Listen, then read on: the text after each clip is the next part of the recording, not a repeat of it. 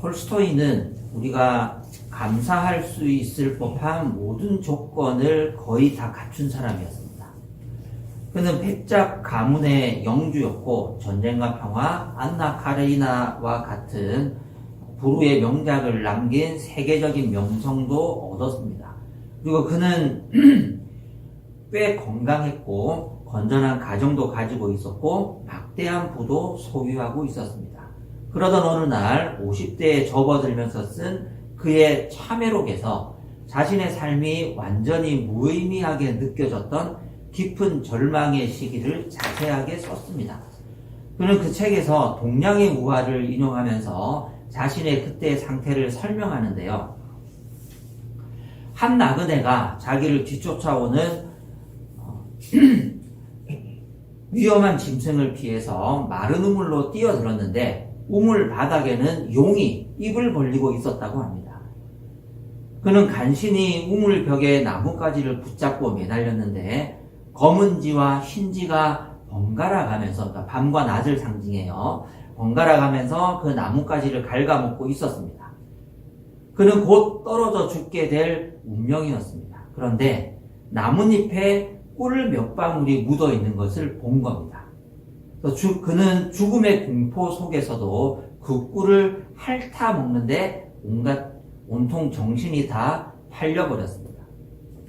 톨스토이는 자신이 바로 그 나그네였고 세상의 명예와 부라는 꿀을 핥고 있었지만 결국은 삶의 의미를 찾지 못한 채 쥐가 갉아먹는 나뭇가지를 붙잡고 있다가 결국은 죽고 말 운명이라는 것을 깨달았다고 썼습니다.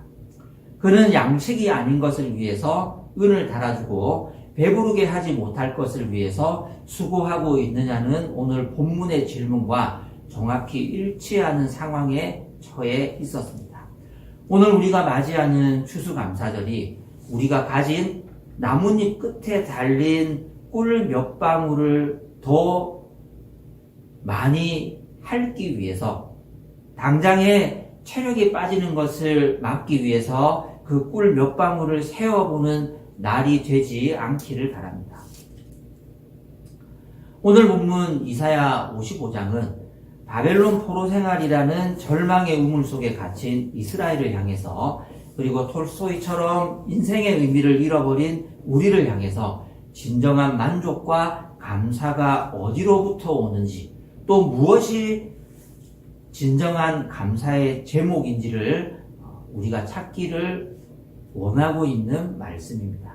과연 우리는 어떻게 참된 감사를 드릴 수 있을까요? 우리 눈앞에 있는 꿀 몇 방울을 더 찍어 먹어 보려다가 쥐가 갉아먹는 나뭇가지를 붙잡고 있는 위태로운 인생이라는 것을 망각한 채 잘못된 길로 가고 있는 인생은 아닌지 우리가 오늘 이사야 55장 말씀을 함께 묵상하면서 하나님 앞에 우리가 취해야 할 마땅한 감사와 그리고 인생의 의미가 무엇인지를 함께 찾아볼 수 있기를 바랍니다.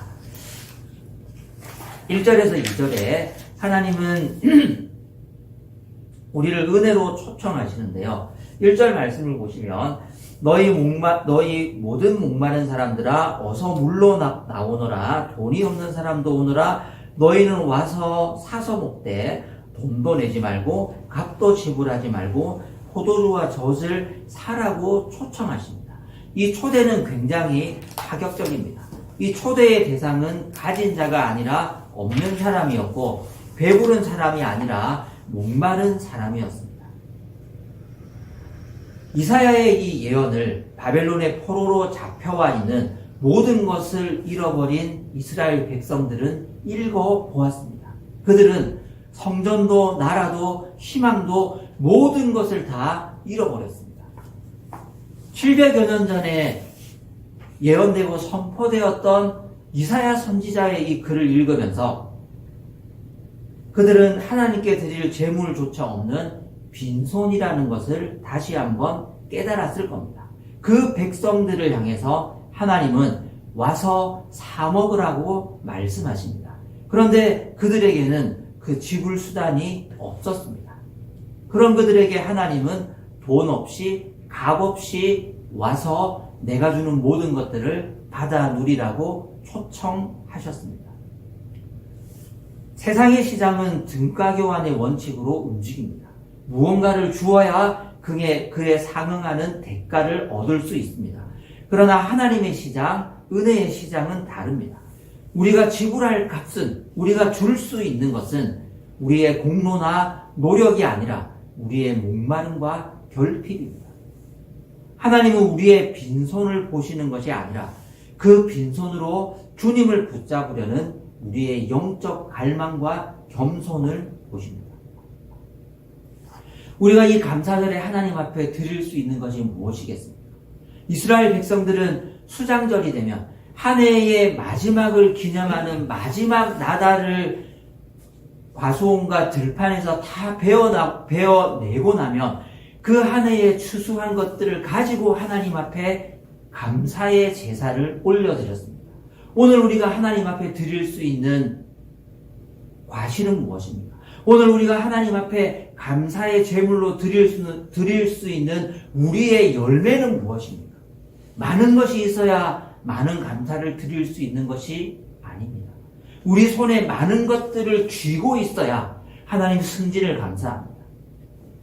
지난주에 수능이 지나갔지만 하나님 수능 결과를 좋게 해주셔서 감사합니다. 하나님 건강 주셔서 감사합니다. 하나님 여러 가지 것들을 주셔서 감사합니다라고 우리 손에 든 것으로 하나님 앞에 드릴 수 있는 것이 아니라 우리를 초청하시는 하나님께서 어떻게 감사하라고, 어떤 손으로 오라고 우리를 부르고 계십니까? 빈손입니다. 우리의 실패입니다. 우리의 목마름과 아무것도 가진 것 없이 모든 것을 다 잃어버린, 텅 비어버린 우리의 창고를 갖고 값없이 주시는 그 하나님의 은혜를 기억하고 오라고 말씀하십니다. 하나님이 그것을 깨닫지 못하는 많은 그리스도인들에게 안타까운 마음으로 이렇게 말씀하십니다. 우리 2절 말씀 같이 한번 읽어보실까요? 시작. 어찌하여 너희는 양식을 얻지도 못하면서 돈을 지불하며 배부르게 하여 주지도 못하는데 그것 때문에 수고하느냐. 들어라, 내가 하는 말을 들어라. 그리하면 너희가 좋은 것을 먹으며 기름진 것으로 너희 마음이 즐거울 것이다. 우리 감사절에 다시 한번 이 말씀을 깊이 되새길 수 있기를 바랍니다. 양식을 얻지도 못하면서 왜 그 고생을 하고 있느냐는 거예요. 이사야 선지자의 이 예언서를 읽으면서 이스라엘 백성들은 어떤 생각을 했을까요? 우리가 포로로 끌려와서 유배되어서 주권도 없이 다른 나라 문화와 말을 쓰면서 눈칫밥을 먹으면서 고생하면서 생존하기 위해서 몸부림치고 있는데 너희는 양식을 얻지도 못하면서 돈을 지불하고 배부르게 하여 주지도 못하는데 왜 그것 때문에 여기에서 수고하느냐고 하나님께서 말씀하시는 겁니다. 이 땅은 너희들에게 평화와 안식을 주지 못한다. 이 땅에서 생존하기 위해서 몸부림치는 너희의 그 처절한 생존의 현실을 내가 잘 알고 있지만 그것이 너희들을 지켜주지 못한다라고 다시 한번 말씀하시는 거야. 들어라. 내가 하는 말을 들어라. 그리하면 너희가 좋은 것을 먹고 기름진 것으로 너희의 마음이 즐거울 수 있다고 약속하십니다. 하나님이 찾는 것은 우리의 수고로움도, 우리의 결과도, 우리가 거둔 작은 열매도, 큰 열매도, 우리의 땀도, 우리의 노력도 그 어떤 것도 아닙니다. 하나님께서 가장 먼저 찾으시는 것은 우리의 빈손과 결핍과 목마름입니다. 그 가난한 마음을 가지고 회개하는 심정으로 하나님 앞에 들어갈 때 그것이 바로 감사의 문을 여는 첫 번째 열쇠입니다. 3절에서 7절 단락을 보시면 그렇다면 우리가 어떻게 은혜 안으로 들어갈 수 있겠습니까? 그 은혜의 문을 열기 위해서는 가장 먼저 하나님 앞에 귀를 기울일 수 있어야 합니다. 3절 말씀 같이 한번 읽어보겠습니다. 시작. 너희는 귀를 기울이고 나에게 와서 들어라. 그러면 너희 영혼이 살 것이다. 내가 너희와 영원한 언약을 맺겠으니 이것은 곧 다윗에게 베푼 나의 확실한 은혜다. 하나님의 은혜의 문에 들어가서 감사하기 위한 첫 번째 조건은요, 듣는 겁니다. 우리가 하고 있던 그 분주함, 우리가 땀 흘리고 있던 그 수고로움, 포로된 땅에서 식민지 백성의 삶을 살아가는 그 불리함을 극복하기 위해서 더 열심히 노동하고 그 고통을 잊어버리기 위해서 더 많이 고생해야 했던 그 고생스러움을 다 접어두고 모든 것을 멈추고 귀를 기울이고 나에게 와서 들으라는 거예요. 그러면 어떻게 된다고요? 우리 영혼이 살 것이라고 말씀하셨습니다. 포로 생활 속에서 이스라엘 백성들은 하나님의 음성보다 바벨론의 소리, 절망의 소리, 그리고 자기 내면의 불평의 소리에 더 귀를 기울이고 살고 있었습니다. 그러나 하나님은 분명히 말씀하셨습니다. 7절 말씀을 보시면 악한 자는 그 길을 버리고 불의한 자는 그 생각을 버리고 주님께로 돌아오너라. 주님께서 그에게 긍휼을 베푸실 것이다. 우리 하나님께로 돌아오너라. 주님께서 너그럽게 용서하여 주실 것이다. 우리가 우리의 분주함을 멈추고 우리의 고단한 삶을 이겨내기 위해서 애쓰는 그 수고로움을 멈추고 우리의 빈손을 들고 하나님 앞에 와서 듣는다면, 우리의 생각을 멈춘다면, 우리의 악한 길을 버리고 불의한 자는 그 생각을 버린다면 하나님께서 긍휼을 베풀 것이라고 약속하셨습니다. 7월 15일 추수감사절, 7월 15일 이스라엘 절기상 수장절을 지내기 전 7월 1일에 큰 나팔 소리를 듣고 7월 10일 대속죄일에 하나님 앞에 회개하고 아사셀 염소의 머리에 손을 얹고 모든 죄를 전가한 그 염소가 광야로 나가서 고통받으며 죄의 저주를 받아 죽는 것, 하나님의 진노와 하나님의 그 죄를 향한 분노가 그 염소에게, 아사셀 염소에게 다 쏟아 부어지고 죄의 정산이 끝났을 때 비로소 7월 15일 그 기쁜 수장절의 축제를 맞이할 수 있는 것처럼 우리의 생각을 버리고 우리의 분주함을 버리고 우리의 가치관을 바꿀 수 있다면 하나님께서 우리의 영혼이 살 수 있는 축복을 허락하실 겁니다. 이 축복은 어떤 축복일까요? 너희와 영원한 언약을 맺겠으니 다윗에게 베푼 확실한 은혜라고 약속하였습니다. 바벨론의 포로로 끌려간 이스라엘 사람들의 가장 큰 문제가 이것이었어요. 우리 왕조는 멸망하지 않을 것이라고 믿었는데, 다윗 왕조는 멸망하지 않을 것이라고 믿었는데, 예루살렘 성전에 살아계신 하나님은 영원히 쫓겨나지 않을 것이라고 믿었는데, 그 하나님이 죽다니, 그 하나님이 돌아가시다니, 그 하나님이 바벨론의 신에게 무참히 패배하시다니, 과연 우리는 무엇을 믿고 있었는가? 그 절망이 가장 큰 문제였습니다. 여러분, 우리의 신앙이 쓸데없이 느껴질 때가 있지 않으십니까? 내가 이렇게 신앙생활을 평생을 했는데 이게 다 무슨 소용인가? 지금 나에게 남은 것이 무엇인가? 이것이 과연 나의 밥벌이에 도움이 되고 내 인생의 갈등과 문제를 해결하는 데 도움이 되는가? 하나님은 전지전능하시고 모든 것을 다 해결하실 수 있고 나를 사랑하시고 인도하시고 나를 버리시지 않는 하나님이신 줄 알고 내가 믿고 신앙생활을 했는데 그 하나님이 죽은 것 같아요. 그 하나님이 쓸모없는 것 같아요. 그 하나님이 내 문제를 해결하시지 못하시는 것 같아요. 그 절망의 끝에서 하나님이 다시 한번 말씀하십니다.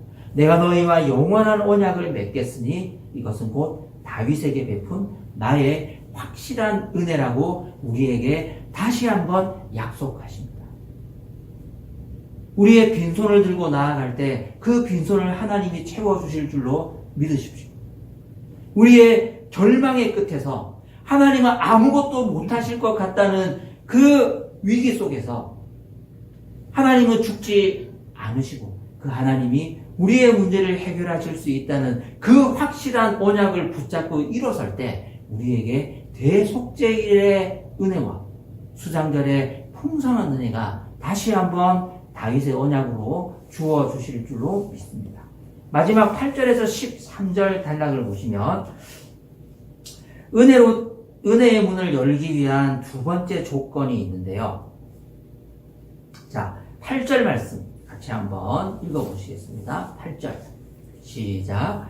비와 눈이 하늘에서 내려서 땅을 적셔서 싹이 돋아 열매를 맺게 하고 씨 뿌리는 사람에게 씨앗을 주고 사람에게 먹거리를 주고 나서야 그 근원으로 돌아가는 것처럼. 이것만큼 확실한 자연의 법칙이 어디에 있겠습니까? 물론 기후와 자연 조건에 따라서 풍년과 흉년은 반복하지만 아담 이래로부터 지금까지 굶어 죽은 적은 한 번도 없지 않습니다. 먹을 것이 없어서 온 인류가 멸망한 적은 단 한 번도 없었습니다. 이것은 하나님께서 정해주신 자연의 법칙이에요. 우리가 믿음을 잃어버릴 때마다, 우리 손에 든 것이 아무것도 없을 때마다, 우리 관계에 흉년이 들 때마다, 정말로 우리가 너무 외롭고 어려울 때마다 들판에 나가서 보라는 거예요. 비와 눈이 하늘에서 내려서 땅을 적시고 싹이 돋아 열매를 맺게 하고 씨 뿌리는 사람에게 씨앗을 주고 사람에게 먹거리를 주고 나서야 그 근원으로 돌아가는 아담 이래로 지금까지 단 한 번도 틀리지 않았던 이 철저한 하나님이 운행하시는 자연의 법칙을 보고 믿으라는 거예요. 이것만큼 확실한 것이 어디에 있습니까? 오늘은 추수감사주일입니다. 여기 너무 풍성해서 깜짝 놀랐는데요. 예. 하나님께서 우리에게 이렇게 풍성한 과실을 주시고 먹을 것을 주시고 곡식과 과일을 매해마다 주시는 이 하나님의 법칙이 단 한 해라도 틀린 적이 있습니까? 이 법칙이 어긋난 적이 있습니까? 풍년과 흉년은 번갈아가면서 찾아오지만 때로는 조금 더 배고픈 해가 있기는 있지만 하나님은 자신의 백성들과 온 인류를 매해마다 먹이고 돌보십니다. 이 법칙처럼 우리의 영혼을 먹이시는 그 하나님의 언약도 틀리지 않는다는 거예요. 사람에게 먹거리를 주고 나서야 그 근원으로 돌아가는 것처럼. 자, 1절 말씀을 보시면 나의 입에서 나가는 말도 내가 뜻하는 바를 이루고 나서야 내가 하라고 보낸 일을 성취하고 나서야 나에게로 돌아올 것이다. 10절에 자연의 법칙이 하나님이 운행하시는 그 돌보심이 매년 돌아오는 추수의 계절마다 하나님의 살아계심을 증명하는 것처럼 하나님의 언약도, 하나님의 입에서 나가는 말씀도, 하나님의 뜻하는 그 의지도 반드시 그것이 성취되고 나서야 모든 일이 다 이루어지고 나서야 하나님께로 돌아간다는 거예요. 우리를 향하신 하나님의 은혜와 그 하나님의 약속이 반드시 성취될 줄로 믿습니다. 우리의 인생에 흉년이 찾아올 때마다, 우리의 손에 든 것이 없이 빈손인 것처럼 느껴질 때마다, 정말로 우리가 당혹감을 느낄 정도로 인생에 되는 일이 없을 때마다, 올해는 흉년이라고 느껴질 때마다, 불안할 때마다 매년 찾아오는 그 추수의 계절을 보고 다시 한번 용기를 얻고 하나님의 말씀을 믿을 수 있는 믿음이 풍성해지기를 바랍니다. 비와 눈을 하늘에서 내려주시고 땅을 적시고 싹이 돋아 열매를 맺게 하시는 그 하나님이 자연을 운행하시는 그 법칙처럼 하나님이 나의 입에서 나가는 말로 내가 뜻하는 바를 이루고 나서야 내가 하라고 보낸 일을 성취하고 나서야 하나님께로 돌아오는 것처럼 눈에 보이지 않는 하나님의 말씀도 반드시 이루어지고 성취될 줄로 믿습니다. 우리가 빈손으로 하나님께 나아가고 우리가 가진 것 없이 하나님 앞에 서서 우리의 죄를 회개하고 참회하고 겸손히 하나님 앞에 설 때 반드시 하나님의 뜻이 하나님의 말씀이 우리의 삶 속에 이루어질 줄로 믿습니다. 그것이 참된 회개를 통과한 하나님의 은혜를 아는 하나님의 백성들이 누릴 수 있는 추수감사의 복된 의미입니다. 오늘 이 복된 계절을 주신 하나님 앞에 서서 하나님, 내가 가진 것은 없지만 내가 빈손이지만 내가 정말 나의 인생이 불안불안하지만 우리를 먹이시고 입히시는 그 하나님의 법칙이 한 해도 예외가 없었던 거죠.